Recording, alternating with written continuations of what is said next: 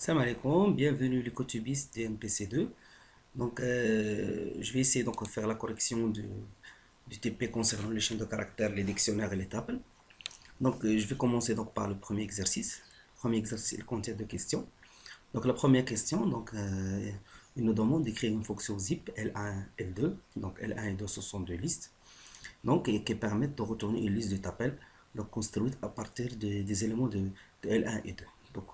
Vous montre l'exemple suivant.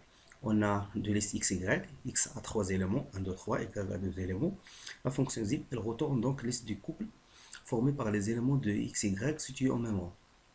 Donc, vous voyez, pour répondre à cette question, nous devons donc faire un parcours pour les deux listes jusqu'à au minimum de la taille des deux listes. Donc, c'est pour cela je dois calculer ce minimum au préalable. Donc, je vais définir ma fonction def zip L1, L2. Donc, je dois calculer M qui sera donc le minimum de la taille de l'N de L1, virgule, et l'N de L2. Donc, je dois aussi, j'aurai besoin aussi d'une liste T dans laquelle je vais stocker mes éléments. Et donc, via une boucle for i in range M. Donc, je peux donc parcourir maintenant les éléments de L1 et de L2. Donc, je vais l'ajouter à ma liste T. T.append. Je vais l'ajouter à ma liste T, couple formé par les éléments de L1, L1 de I, virgule, L2 de I. Donc, vers la fin, je dois donc retourner ma liste.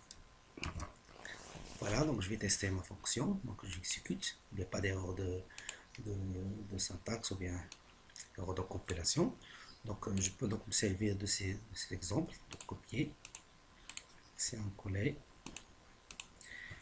Et je fais l'appel à ma fonction x et y. Comme ça, si j'exécute, il me renvoie une liste et des tables. Voilà. Donc, pour la deuxième question, il nous demande d'écrire une fonction unzip qui fait l'opération inverse. C'est-à-dire, étant cette fois-ci donné une liste de tuples, on cherche à construire deux listes séparées. Donc, une liste qui va contenir toujours le premier nombre situé au rang 0 pour chaque élément. Donc, les couples, ce sont les éléments de la liste. Et donc, dans la première liste, il va contenir toujours les nombres situés au rang 0. Tandis que la deuxième liste va contenir les nombres situés au rang 1. Donc, je vais faire ma fonction. Je vais déclarer fonction unzip qui reçoit une liste L, liste formée par les tuples. Donc, j'aurai besoin de deux listes pour stocker mes nombres. Donc, pour cela, je vais les nommer M et T. Ce sont des listes qui sont vides au départ. Cette fois-ci, je vais faire une boucle sur les éléments de la liste. Donc, for E in L. E ici, c'est-à-dire les éléments. E, c'est un couple.